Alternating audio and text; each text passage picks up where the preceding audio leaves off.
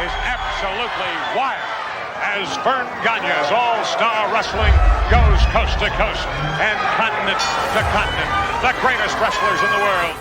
He may be an apprentice carpenter, but I guarantee you he is a seasoned ring veteran. I've been hit with bar stools, bar rags, barmaids. I'm talking to you. They're scared that Hulkamania's still running wild. Oh, yeah. I got a big fat wife and 9 kids at home, and I gotta feed them. And take a look at Jesse the Body in real life. Open your hand once if you would. You want to see it? This is absolutely unbelievable. Totally, completely out of control. He's coming in over the top. Hey! Look out!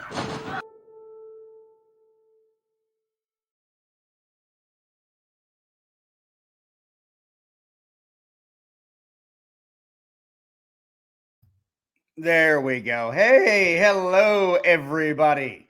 Welcome into AWA Unleashed. We are the preeminent #1 podcast dedicated to telling the stories and reliving the memories of the American Wrestling Association, what we consider to be the best territory in the history of the professional wrestling business. My name is Chris Tubbs. I'm going to bring in Polish Joe and Slick Mick, and to pay homage to that open, I got 3 fat podcast hosts, and I need to feed them. Well, when is that going to happen? That's what you went to? I went through all of that work to set it up, and you're like, well, when's that going to happen? You missed the point of it. Let's start over. Okay, hold on. We'll probably get fed, Mick, but we're talking, maybe some rice patties or something. Rice cakes. Yeah, well. None of that healthy stuff. No. We don't go healthy here. Okay? Go fatty or go home. Body by pizza. Body by pizza. That's right. Well, guys, welcome into to this one. I had to reset my microphone, so that's why it was a little bit muted. But when I'm muted, that's a good day. When Joe and Mick are not muted, that is also a good day. No, now he's kissing ass, Mick. Never done that before. I'm the one that runs it. You should be kissing my ass. That's how it works. Yeah. I mean, we've been doing this show for what, over 2 years, and I'm just now figuring that out. What do you think? You're Vince McMahon, the kiss my ass? Wow, club? no. Oh boy, hey, good one, Choops. Wow. There you go. Yeah, Sure. There he goes. There he goes. Banned from studio. Oh my Should God. I ban or should I kick? Why? Well, I pull a muscle if I kick, so I'm just gonna ban him. Not the first damn it, time a there it goes. co-host was kicked off the show, but anyway, what? That's not a good spot to see. It's been the third man. He's always been kicked up. That's right. Oh my gosh. Have we got a show today at all? Yes, we do. We're gonna have some fun, you guys. This is one that we continue to get an abundance of questions, but mostly Mick gets the abundance of questions. So it's another no DQ&A where we're going to answer your questions. First of all, you guys know we got some business to take care of. Thank you guys for signing up for our Patreon, for the membership. You guys, I'm telling you, it's $5 a month to be part of our Pinfall Level. And you can see right there, Mick, you're getting more than your money's worth for $5 a month. I mean, you're not going to get a better deal anywhere for any wrestling podcast than what you're going to get from us. Oh, there's no question about it. I mean, it really is a hell of a deal. And for people who think, they turn on the cameras and that's it. A lot of work goes into this behind the scenes, ladies and gentlemen. Not putting ourselves over, but putting ourselves over. And you're going to see that manifest itself into the extras that you get with the Pinfall Level. And again, as you said, Chris, $4.99 a month. Are you kidding me? That's an absolute steal. And we enjoy it so much. The feedback that we have gotten has been tremendous. So keep signing up. We really appreciate it. The $4.99 is actually less than a burger or a fast food sandwich nowadays. Yeah, absolutely. Perspective. And it might be healthier for you. Maybe not mentally, but physically. Well, mentally it's over. Yeah, well, they feed you trans fats, We feed you bullshit. That's how it works. But healthy bullshit. Healthy bullshit. Yes. You get a healthy dose of bullshit on this podcast. That's right. It's on the label. 160% of your daily requirement of healthy bullshit. Right there on the label. Oh, 160% pure bullshit. I love it. I need to make a T-shirt that's got all of the little requirements, and it's got that. Yep. You know, when you're looking at that. All right. One more thing, guys. Along with the Patreon, we do have a brand new merchandise store as well. I'm bringing up the banner. It's TeePublic. It's really cool. You get a lot of really fun stuff, you guys. And I'm going to put it up there here in a minute. There it is. If you want to have a mug like this, like you're a Slick Mick guy, if you want T-shirts, you want phone cases, you want just pretty much anything and everything that they have, hoodies, rep the brand. Jason Biaggi out at Mania 40 out in Philadelphia was repping it.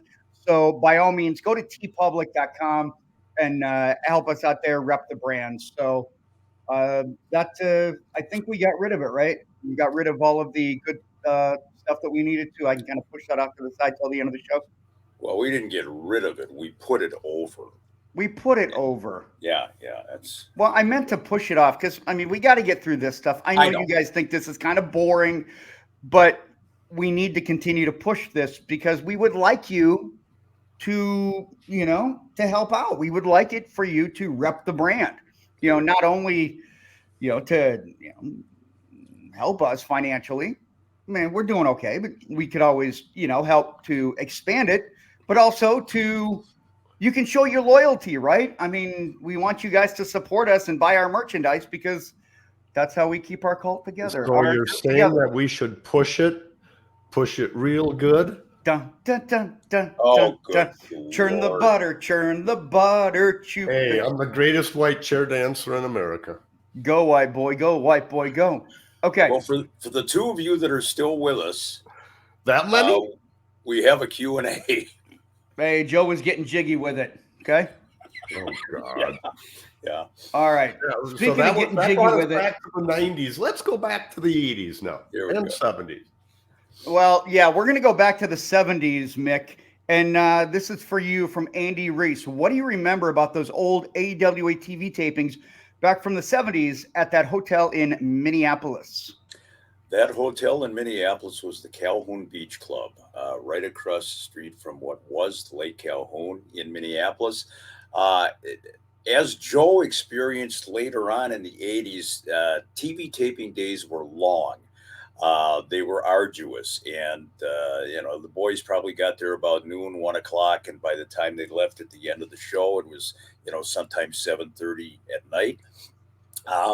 I do remember that the guys would kind of come in and out of the studio, fourth floor at the Calhoun Beach Hotel, and there it is. That, I'm telling you, that to me, that is a holy grail of places in so it was the fourth floor? It was the fourth floor. They had that TV studio set up there. Very nondescript. People would sit in a crowded hallway waiting to get in. The TV tickets were free, of course. The boys, wrestlers, and the women would pop their heads out every once in a while between tapings. About 4:30, 5 o'clock, maybe a little later, the police officers and Doug Summers would open up the door and take the tickets. People would come in, get their instructions from Roger Kent, which Roger would always say, if you got to go to the bathroom, use it right now because we don't want you getting up and moving during the TV show. He said that smoking is allowed only by the working crew. So Roger would sit there at ringside puffing away on his cigarettes. And of course, we were always instructed when Vern is doing a live commercial in the TV studio, don't breathe, hold your breath, don't say anything, don't twitch, because we want total silence when Vern is putting over Speed. So it was fun stuff. And like I said, the Holy Grail, man, the memories at that TV studio. Thanks for the question. Appreciate it. Yeah, I got to comment on it because, when I was doing the production with the AWA, we would go to the Showboat or heaven forbid, place like Whitewater, but we'd go to different locations and we would record enough content, at least wrestling matches, for 3 weeks of television. Back at the Calhoun Beach Club, I mean, they were doing it every week, similar to what the WWE and AEW does now. I think AEW is live. Yeah. But, you know, a live weekly wrestling show back in the 60s and into the 70s, I just find pretty amazing. I really do. That's pretty cool. It was great, and remember they would go live from 6 to 7:30, and then at 7:30 they would send you right down to the Minneapolis Auditorium or the St. Paul Auditorium for the live house show. So they would build right up until the very last minute, get people all fired up to go to the house show.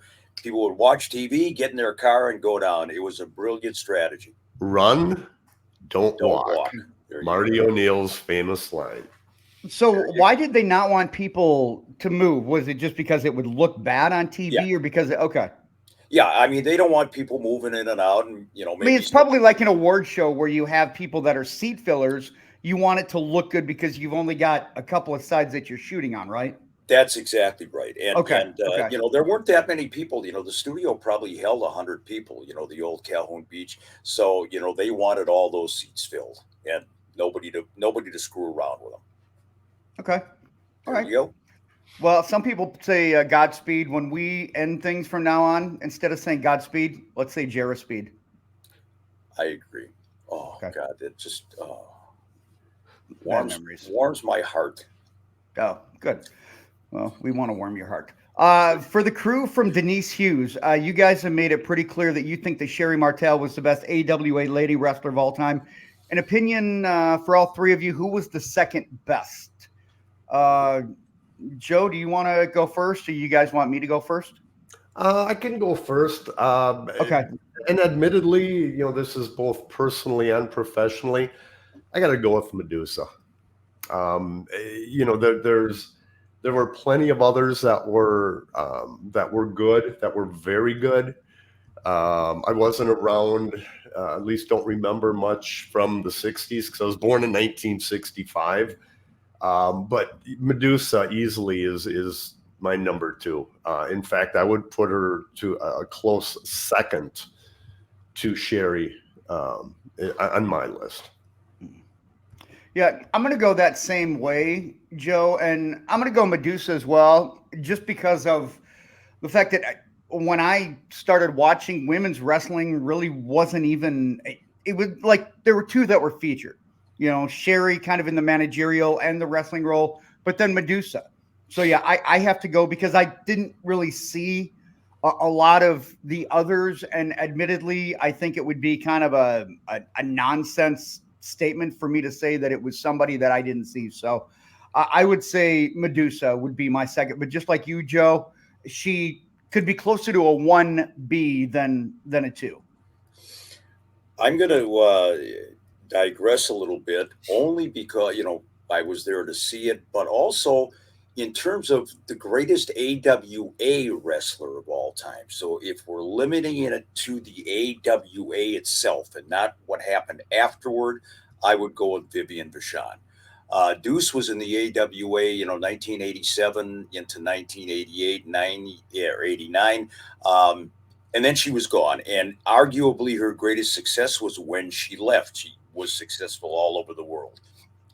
In the early 70s, Vivian Vachon, because of her relationship with Mad Dog and Butcher, was a mainstay in the AWA, and they would bring her in continuously to do the house shows. And arguably, you know, her movie, The Wrestling Queen, was the first movie to really spotlight women's wrestling. She was the real deal. So my number 2 behind Sherry Martel overall AWA would be Vivian Vachon.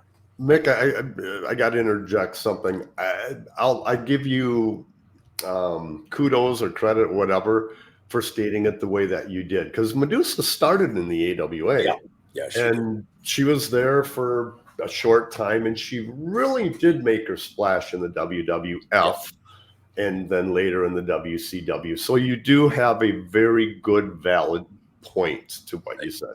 Thank you, sir. All right. This one is for you, Joe, from Gregory Peterson. You worked with both Soldat Ustinov and Boris Zukov. Who do you think had the better gimmicked Russian accent? Neither. I'm just being honest. I mean, hey, I enjoyed both of them. I really did. I got along great with both of them. Never had any issues. But if I'm being honest, well, yeah, which I should be on the show. I can't tell you any wrestler that has provided an actual good Russian accent. Now, I'm Polish, and Polish and Russian, they're Slavic languages, very similar.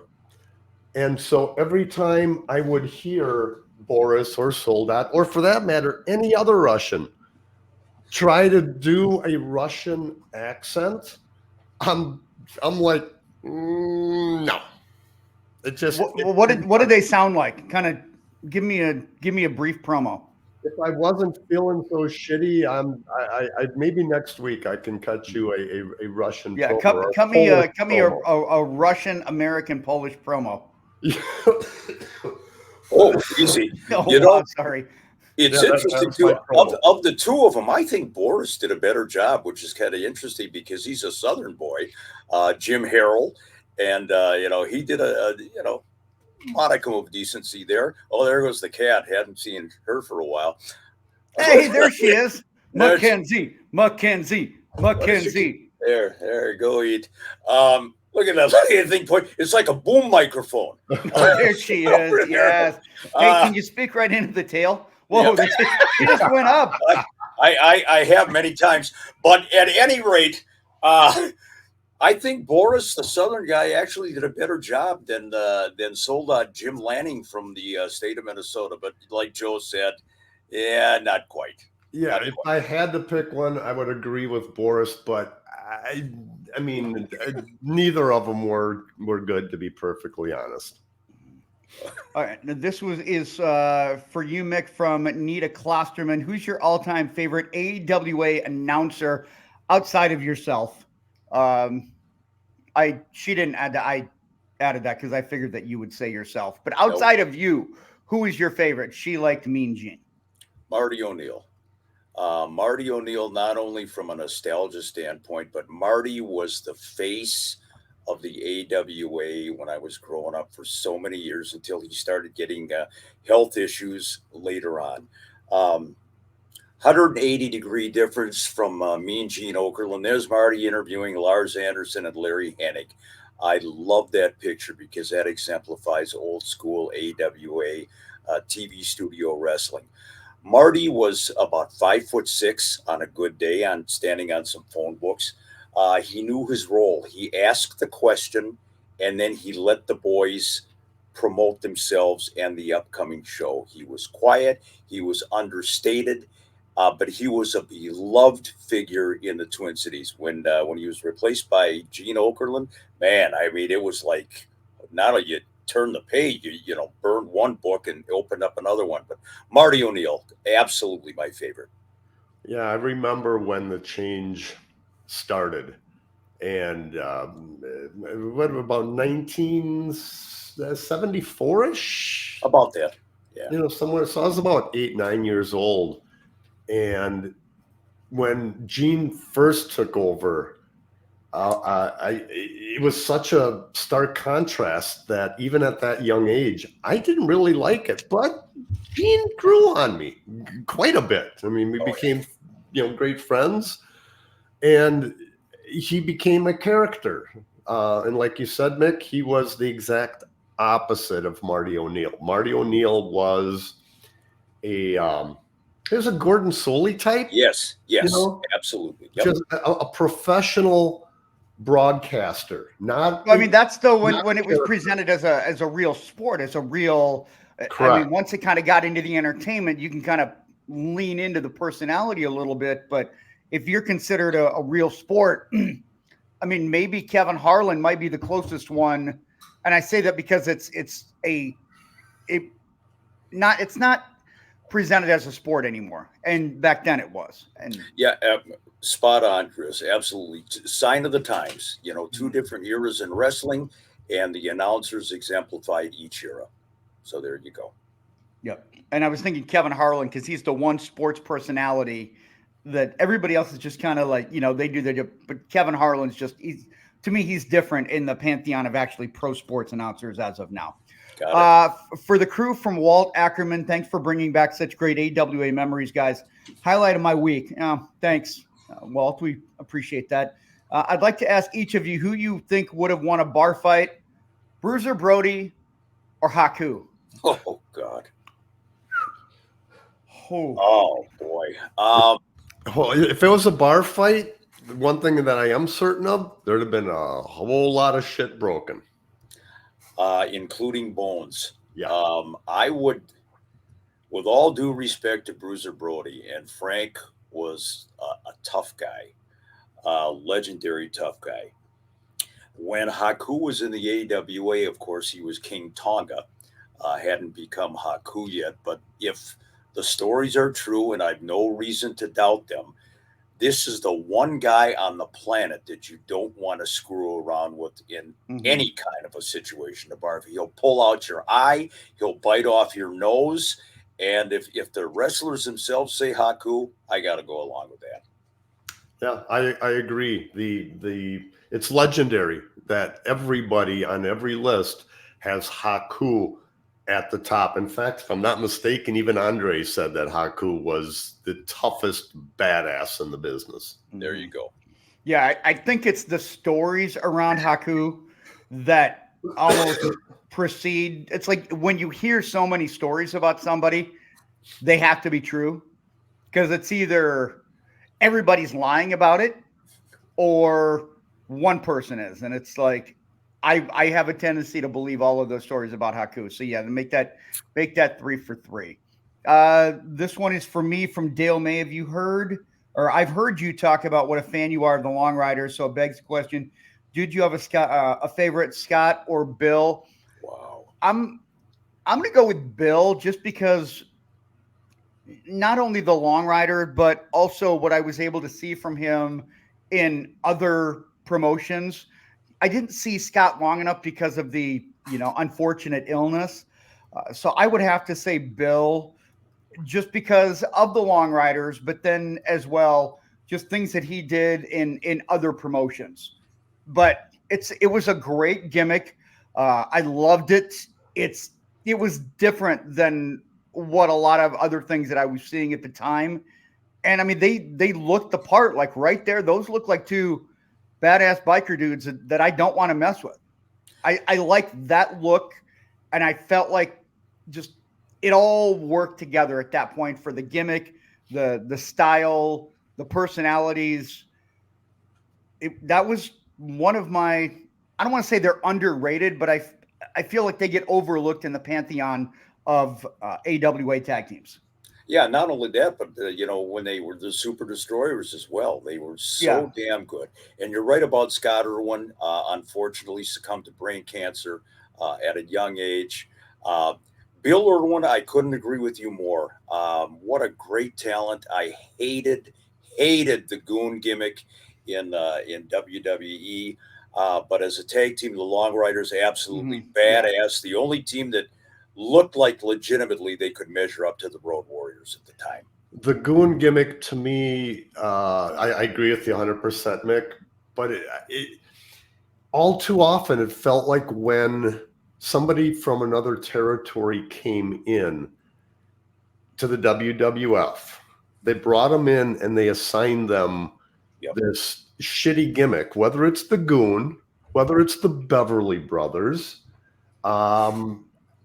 several others, but they just, first of all, they took the talent just to take them. Second of all, it's like, by the way, we're going to make you look like, we're going to give you a shitty gimmick. And the goon was definitely one of those. Polka dots and dusty roads. Yeah. It was horrible. And I've always wondered, the goon. Do you guys think that he was given that because he's from Minnesota and we're a hockey state? Or do you feel like it was just Vince just being a dick and just giving him some random gimmick? You know, I don't know if it's the Minnesota connection necessarily, Chris. You know, he's out east. You know, they had the Rangers, they had the Islanders, they had the Flyers, of course, with Dave Schultz, who was one of the all-time goons in pro hockey. But either way, you are absolutely right. Vince took talents and just flushed their history, their legacy down the toilet. Yep. All right. For you, Joe, from Michael Mendoza, we're going to kind of continue on the shitty work sort of thing here. From what I've seen on video, you're spot on about how terrible Silo Sam and Rocky Mountain Thunder are, which still, it reminds me of like a generic Dr. or Mountain Dew that you're going to get at like a dollar store. Oh, give me some Diet Rocky Mountain Thunder, please.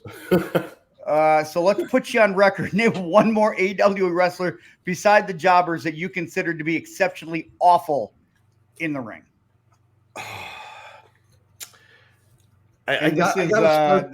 We've got about 35 minutes left.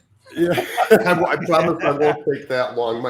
My hesitation is I hate to knock somebody's talent because, you know, every talent has gone into the ring to wrestle. Some a lot better than others. But even the worst is better than the best person who is sitting in the audience watching that. Okay. So thank you, JT Southern. I hate to say the worst, but JT Southern. I mean, you know, when he put a headlock on in a battle royal, as an example, I got along great with JT. He and DJ Peterson, the initial Shock tag team, which, by the way, that was the gimmick that I came up with. I got to go with JT Southern. He just didn't have what it took in the ring. You're on mute, Chris. Yeah, he didn't have it. I second that motion. There you go. Okay. So are you saying I just cut a better promo than JT Southern even though I was on mute? No, JT was decent on the mic. He just couldn't work in the ring very well. Okay. Okay. All right. Fair enough. All right. This is for Mick from Chelsea Gorman, I believe, number 8. My dad and I attended 2 AWA reunions you put together back in 1984 and 1985. The first one was fantastic, but the second one left a lot to be desired. What happened at number 2? Wow. Well, the first one was a great success. We called it Super Bench, and we ran it over 2 days in the Twin Cities.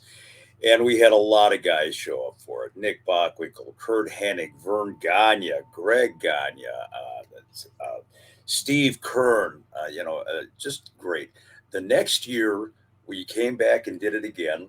And we unfortunately booked it the day after a Super Clash event or Super event in Chicago, September of 1985.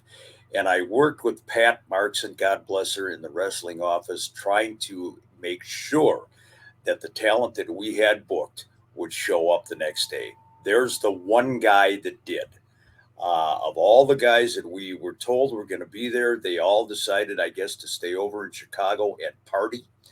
And the one guy, Mr. Bockwinkel, God bless him, he made a commitment to me to be at this event. And he was there, and I'll never forget it. But yeah, it was, and I heard all kinds of excuses how they missed flights and everything else. You know, the heavy snow in September and all that stuff. But I'm sure they missed a lot of things laying in bed with hangovers the next day. But yeah, Super Bench in 1985 was a total clusterfuck, and thank God 1984 is on the books. You know, I got a comment. Between 84 and 85, the talent pool changed quite a bit, Mick. You had a lot of guys that left. To me, 84 was the end of older school AWA, and 85 was the beginning of the newer one. Yes. So yes. I can see how some of the 85 talent wouldn't have showed up where the 84 talent would have. Yeah, and again, Pat, if you're watching this show, thank you, sweetheart, for doing the best that you could. But yeah, it was a disaster, and Nick came through again. You got to appreciate somebody that's actually going to keep their commitment like that. Do you feel like it was because of the relationship that you had with him? Oh, Like if you didn't have that relationship and that bond, do you feel like maybe he would have flaked like everybody else?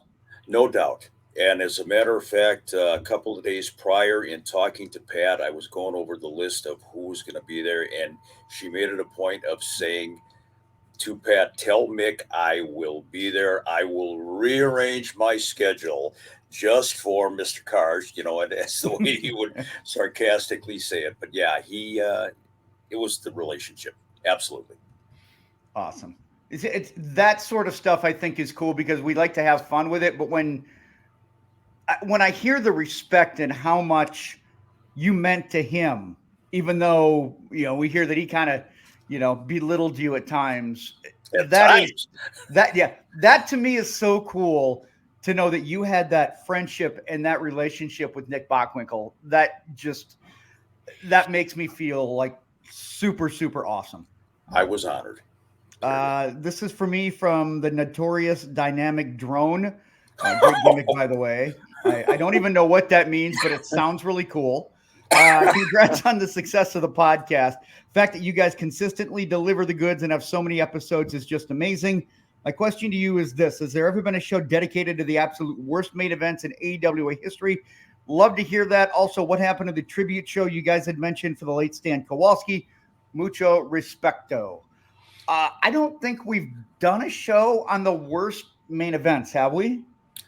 I don't think so. I think we've alluded to some here and there. We throw a lot of stuff around here that it's on our list of things, but our list of shows, we do more shows, but the list of topics continues to grow. Oh, yeah. We'll never run out of topics. And there were a handful of main events that were god-awful atrocious. So we'll get to that show. As for the tribute for Stan Kowalski, I know we had talked about it as well. I would love to do it. I mean, I feel like Stan Kowalski is one of those guys in the annals of AWA history that didn't have a bad word. Nobody said a bad word about him that I could tell from the stories that we've heard, even though, how he kind of walked away or retired. That's kind of a story in and of itself.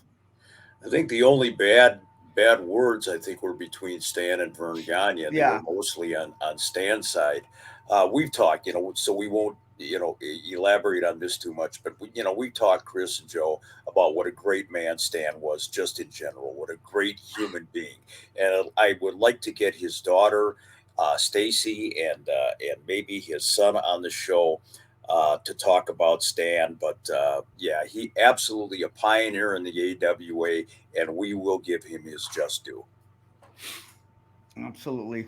Let's go to the next one here, guys. This is for you two from Elliot Byer, no relation to Dick Byer. I would have probably have assumed that, but thank you, because even though it's spelt different, I'm not smart enough to figure that out.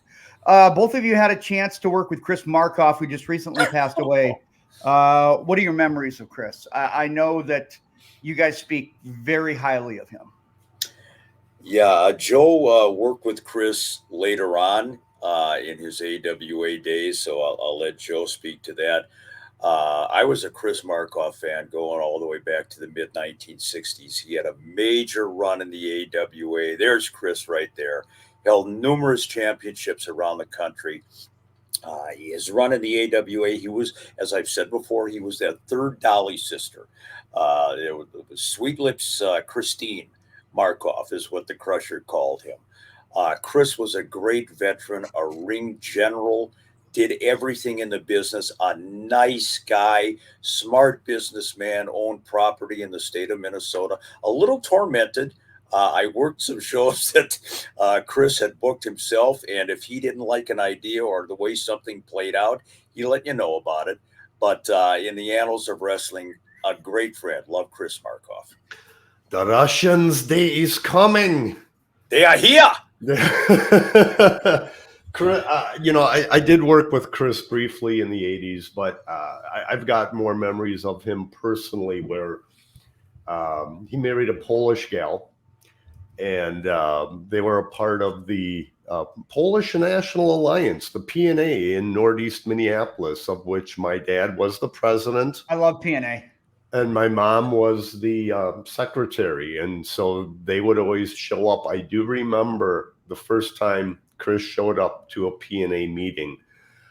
I was both excited and scared shitless because there's a professional wrestler here, a heel, who I didn't know if he was going to go crazy and, start body slamming people and hitting people with chairs. I was probably 8, 9 years old, again, early 70s.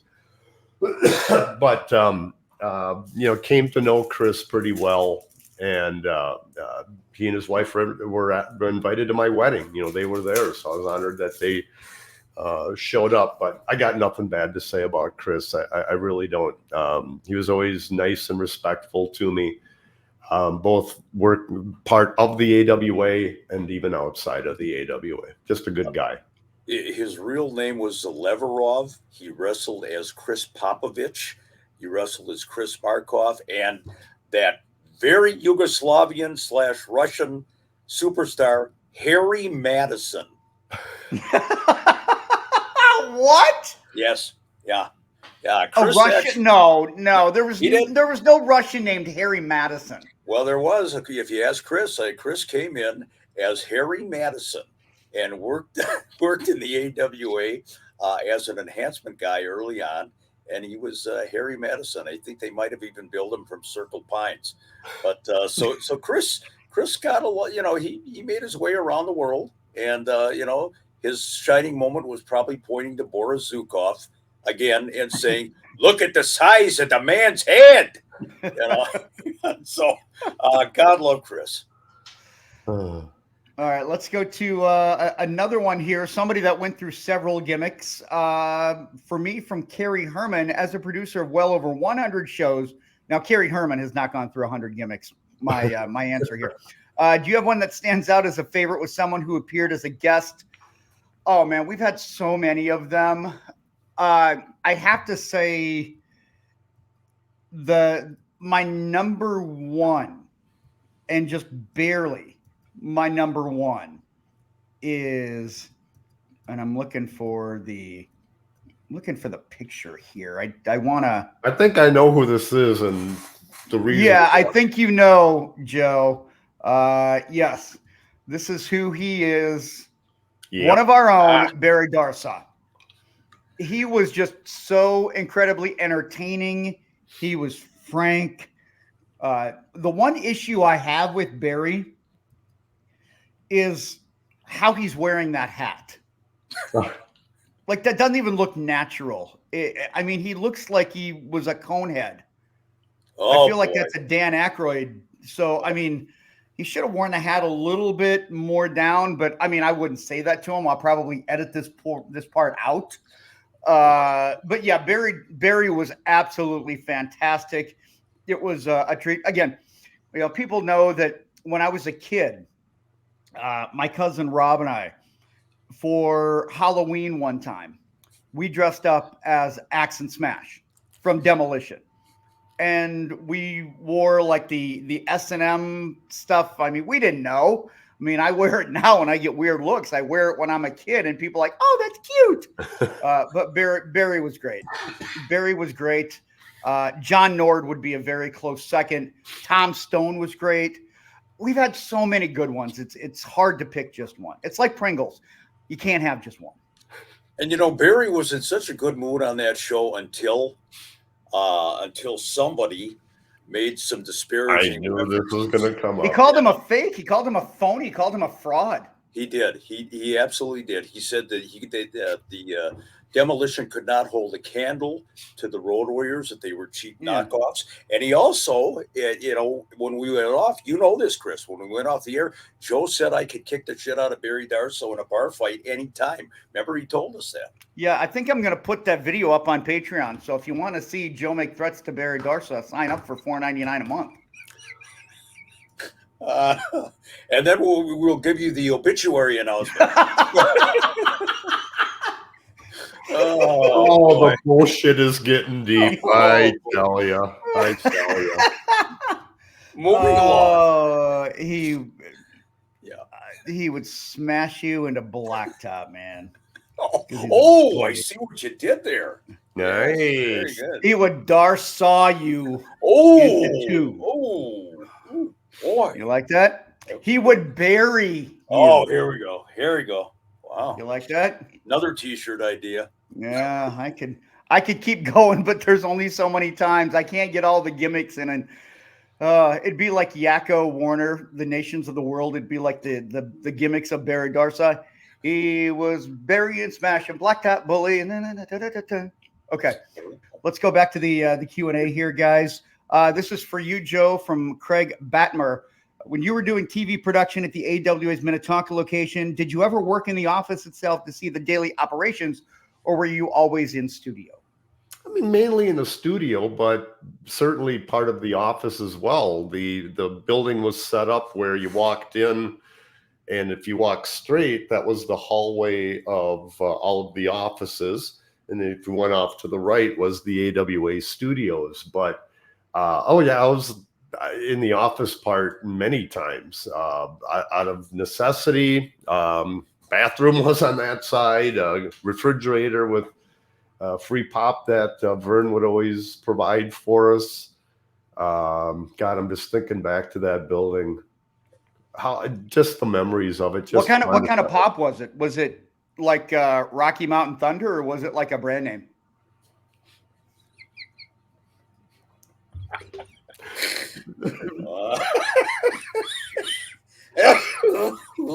Next. Okay. I'm just curious. But yes, Serious question. I wanted to know what kind of pop was Vern. Carbonated. Well, that narrows it down. Yes. Wow. Yeah, Vern would literally buy cases of pop. Well, he bought something anyway. Yeah. Okay. He spent all of the money that he could have paid you, Mick, he bought pop with. Bastard. Everybody's got to have a pop budget. Got to have a pop budget. Hey, this is for you, Mick, from Kathy Ellen Lundeen, who said she's a cheesehead, by the way. My son and I had come on. Do I have to give you some Rocky Mountain Thunder to clear your throat? Is that okay? We do not want to alienate our 3 listeners in Wisconsin. No, we don't. Hey, it's a friendly, fun rivalry. I guarantee you a cheesehead talking about the Vikings are going to give shit. So it's a fun back and forth. In our defense, we kind of deserve it. You know, no Lombardis in 60 plus years, but our day will probably never come. My son and I had a great time at the last AWA reunion. 2-part question. Will there be another one? And if so, any chance of getting Brad Rheingans? Oh, wow. I think Brad would be a huge draw. Brad Ringans. First of all, yes, we're going to do another one. I mean, Chris, you and I, and certainly Joe will be a part of this. We're going to do it again. It's just a question of when and how many of the guys can make it in, how many of the guys that are left from the AWA can make it in. As far as Brad Ringans is concerned, not only for an AWA reunion, we would love to get him on this podcast. The stories that this guy could tell, we put over Brad Ringans as, one of the great technicians in wrestling, one of the strongest, legitimately powerful guys in the business. I mean, the reality at that point in time, guys, I feel like when it was starting to make that transition in other territories to more of the over the top, Brad, he just always kind of struck me as old school, and he stuck true to his guns. He was absolutely old school. And Joe and I have, and Chris, we've talked about Brad's lack of promo skills, which is really something that held him back. I always felt, I've said it before, that if he would have been a heel, had turned heel where he didn't have to do a lot of talking on TV, maybe managed by Bobby Heenan. I was just thinking the same thing. You had him do the Heenan family. He's that hired muscle. Like Absolutely. he could legitimately mess you up. He would have been a great person for Bobby Heenan to take under his wing. All he would have had to do is just stand there in the back, and Bobby could refer to him as a legitimate Olympian and what have you. And, you know, he could have been the Kurt Angle heel days before Kurt Angle. But Brad, he's a recluse. I don't know how to get a hold of him. I've tried many times through other people in the business that know him. But so far, no luck. But we're going to keep trying. The last time I saw Brad, I can't believe this, it's 9 years ago at Vern's funeral. Was the last time that I saw Brad Ringin. So hopefully, Brad, you're out there. We would love to not only get you to reunion, get you on the show. I would love it. I would love it. You're talking before about the stories. The people that he trained at Vern's camp is a who's who list of talent in the 80s and 90s. Yep. Yeah, I've got a good friend of mine that's his cousin, and he doesn't even like talk to him. He's just kind of gone and done his own thing. And hey, I respect the privacy. I respect however you want to live your life. You have earned that right. But man, it would be amazing to talk to Brad Rheingans, no question. A couple more left here, guys. For you, Joe, from Lee Burgess, who's an Omaha viewer. Aside from the infamous tapings at Whitewater off the top of their head, was there a TV shoot that you absolutely hated? No. Wow. No, I mean, AWA wise, I mean, every shoot has its issues. I mean, every shoot is different locations, different crews, but, and maybe it's because you brought up Whitewater. Whitewater was as bad as it is the absolute worst shoot overall I have ever been involved with, ever taken a part of. Just atrocious. I can't say that I really had a bad situation on another AWA shoot. I mean, a lot of times we were at the Showboat Hotel in the Sports Pavilion, you know, so a very general location. You know, we had that down to a science. Even when we went and did the run with Super Clash 3, we were in, Nashville, Louisville, and Memphis. Even those shows went over well. Super Clash 3 itself, while the event itself was dog shit, production-wise, I can't really pinpoint any shoot that we had any major issues with. Okay, serious question here, and being completely serious. Do you have any of that footage of Whitewater? I personally don't. I didn't use any of them for any of the pay-per-views because it was that horseshit. Okay, because the reason that I was thinking is because we've talked about it, and maybe that's something that we could do a show on, or even a watch along if we can find the right video, like the proper video, because I would like to get your thoughts on it in retrospect and looking back at it and just seeing, you know, what we're seeing and what you felt you should have done or could have done. To me, I think that would be kind of an interesting one because it's infamous, right?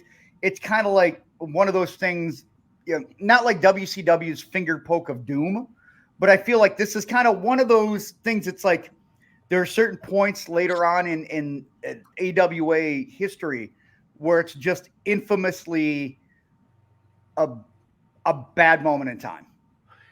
there was so many things wrong with that shoot, from the lighting being on light posts, and with all due respect to indie wrestling, you've seen a lot of that. That was not supposed to be a part of a internationally syndicated program. You had a production truck that looked, it could have been Cousin Eddie from the Vacation movies. It could have been his RV that we had the production truck.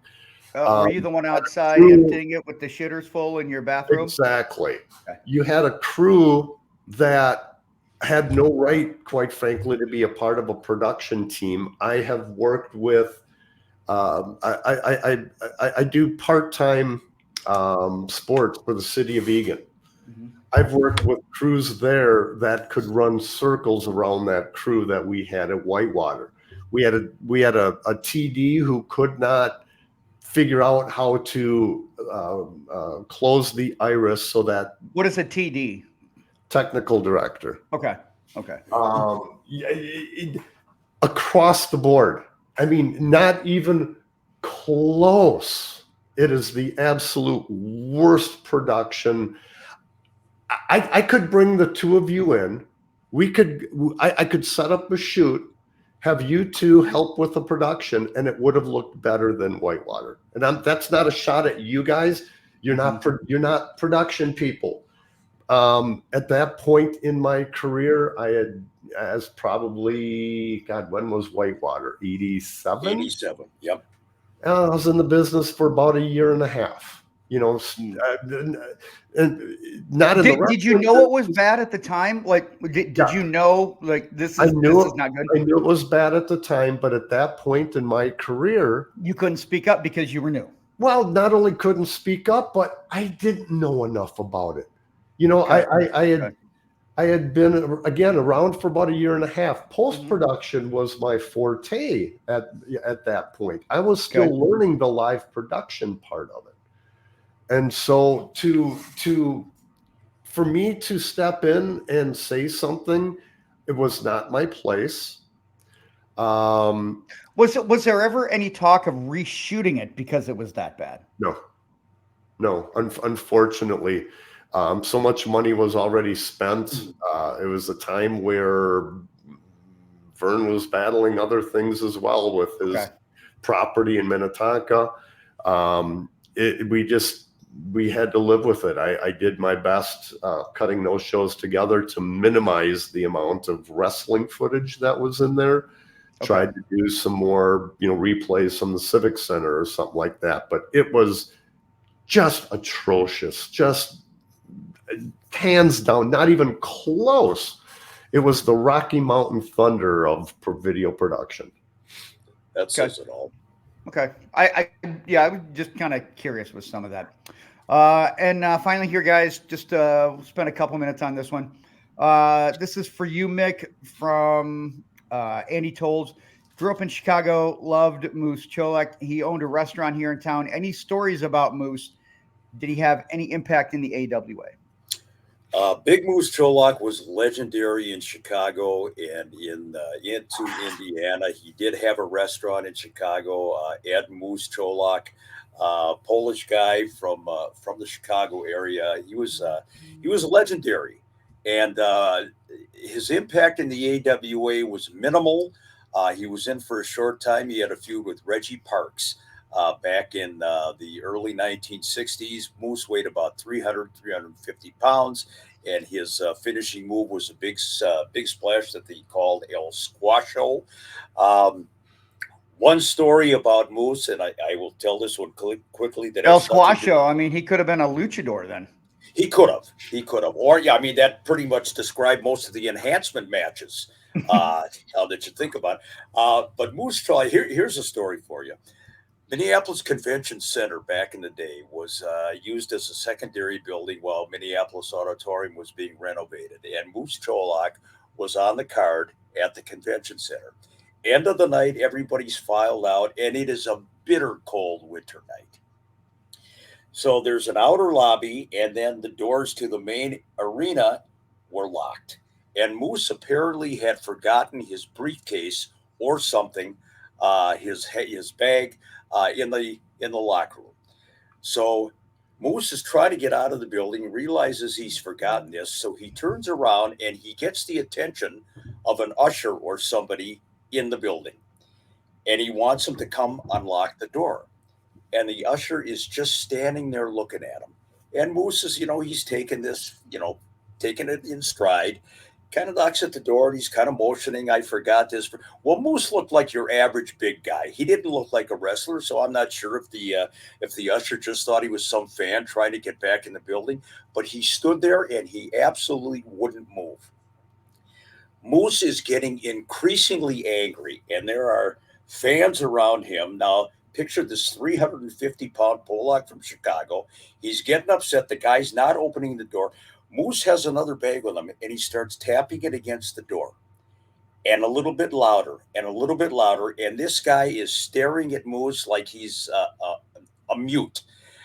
By the end of the night, or the end of this little set too, Moose is now visibly smashing his bag against the door at the convention center, dropping F-bombs right and left. He's got smoke coming out of his ears. He looked like Jackie Gleason in an episode of The Honeymooners, going completely berserk. This kid would not open the door for him. Finally, another one of the wrestlers came out, opened the door for Big Moose. He got maybe his moose head, maybe it was the antlers that he left behind or whatever. But honest to God, it was terrifying to be standing in this guy's presence when he went berserk. Moose Cholak. Wow.